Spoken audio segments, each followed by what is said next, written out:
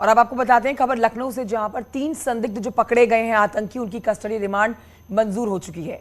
NIA special court ने custody remand मंजूर की है और अब 12 दिन की एटीएस की कस्टडी रिमांड पर नदीम है और 12 ही दिन की एटीएस की कस्टडी रिमांड पर सैफुल्ला है। साथ ही एक और संदिग्ध की जो गिरफ्तारी हुई है सबाउद्दीन, वो भी पुलिस की कस्टडी रिमांड पर आ चुका है।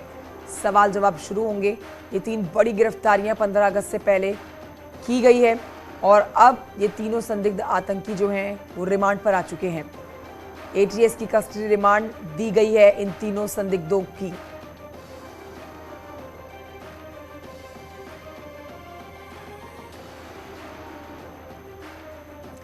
ऋषभ मणि और जानकारी के साथ हमारे साथ फोन लाइन पर मौजूद है। ऋषभ मणि, ये बहुत जरूरी थी कस्टडी रिमांड। अब ये तीनों संदिग्ध जो 15 अगस्त से पहले गिरफ्तार किए गए हैं, इनसे सवाल जवाब का सिलसिला शुरू होगा और वो तार खंगालने की कोशिश की जाएगी कि आखिरकार किस संगठन से जुड़े हैं ये। ने पहले भी साफ कर दिया था कि जैश-ए मोहम्मद और तहरीक-ए-तालिबान पाकिस्तान से इनके कॉन्टेक्ट हैं, उनके लोगों से लगातार जुड़े हुए हैं।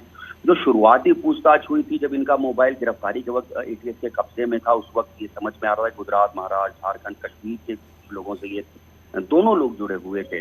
लेकिन गिरफ्तारी के वक्त जो बरामदगी होती है वो कोर्ट में जमा हो जाती है। कोर्ट के आदेश से जैसे ही मोबाइल वापस मिल जाएगा यूपी एटीएस को, फिर जब उसका डेटा रिट्रीव कर लिया जाएगा तब तमाम पूछताछ और हो सकता है इन लोगों को साथ लेकर के इन प्रदेशों में जाकर के कुछ छापेमारी की जाए, कुछ और लोगों को गिरफ्तार किया जाए।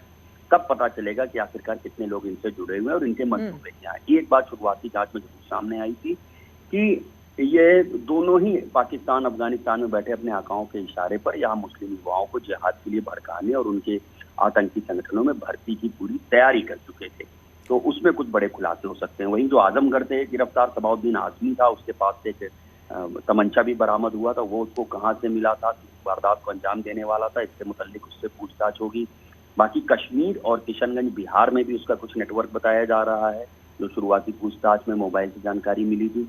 अब पुलिस कस्टडी रिमांड के दौरान इस पर तफसील से पूछताछ होगी और जो बरामद उस वक्त मोबाइल हुए थे उसके आधार पर पूछताछ होगी, बैंक खातों की डिटेल ली जाएगी, तब शायद इनके पूरे नेटवर्क और इनके मंसूबों का खुलासा होगा।